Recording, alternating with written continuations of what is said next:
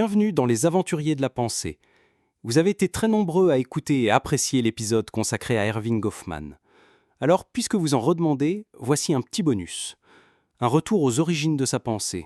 Là où tout a commencé, sur une île perdue des Shetland.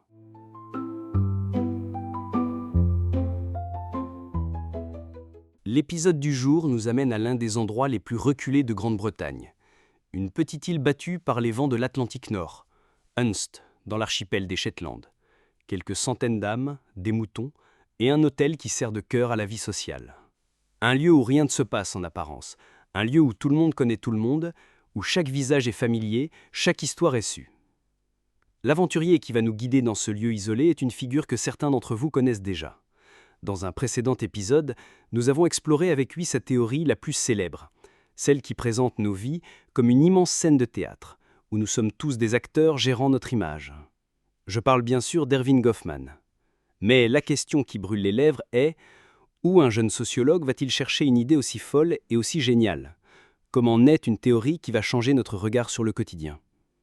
La réponse, il ne l'a pas trouvée dans un livre, mais sur le terrain, en partant pour une aventure incroyable, précisément ici, sur cette petite île perdue.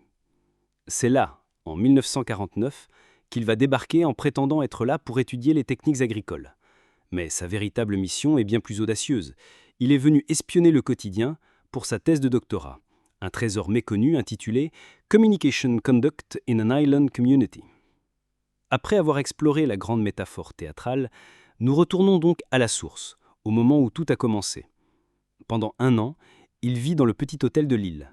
Il n'est pas seulement un chercheur, il est aussi un personnage de sa propre étude. Il observe les habitants qui, en retour, l'observent lui, le curieux étranger. Il est sur une scène de théâtre permanente. Et c'est là que tout s'éclaire. L'île n'est pas juste un lieu, c'est une scène.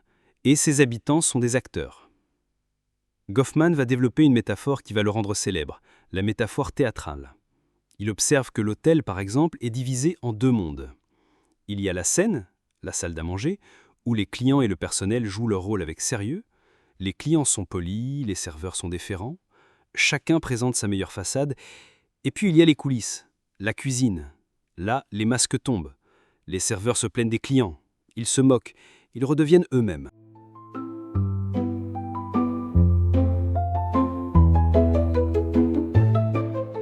Goffman raconte par exemple une petite scène savoureuse.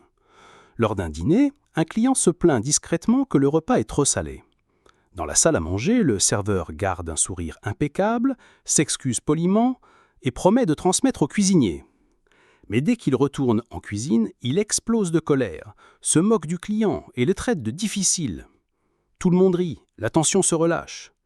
Puis le serveur repart aussitôt en salle, redevenu le modèle de politesse. Et Goffman commente. La salle à manger est le lieu où la façade doit être tenue à tout prix. La cuisine est l'espace où l'on peut rejeter le rôle imposé et exprimer ses véritables sentiments. Cette distinction scène-coulisse, Goffman la voit partout. C'est la base de ce qu'il appellera plus tard dans son livre « La mise en scène de la vie quotidienne », la gestion des impressions. Mais s'il découvre quelque chose d'encore plus profond. Dans une communauté aussi petite où la réputation est tout, chaque interaction est une opération à haut risque.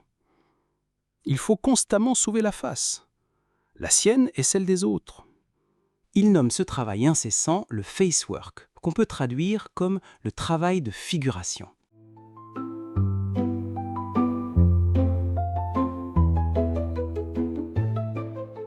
Goffman écrit « La vie sociale est faite d'efforts constants pour éviter l'embarras, pour préserver les apparences et maintenir les visages en place. Imaginez, vous croisez un voisin, vous engagez la conversation, vous devez en même temps affirmer votre propre statut, ne pas dire de bêtises, garder la face, tout en veillant à ne pas mettre votre interlocuteur dans l'embarras, protéger sa face. C'est un ballet diplomatique constant, une chorégraphie invisible mais incroyablement complexe.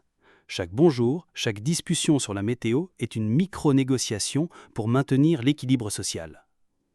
Goffman est comme un horloger qui aurait ouvert le boîtier de la société pour nous montrer l'infinie complexité des rouages qui nous font tenir ensemble.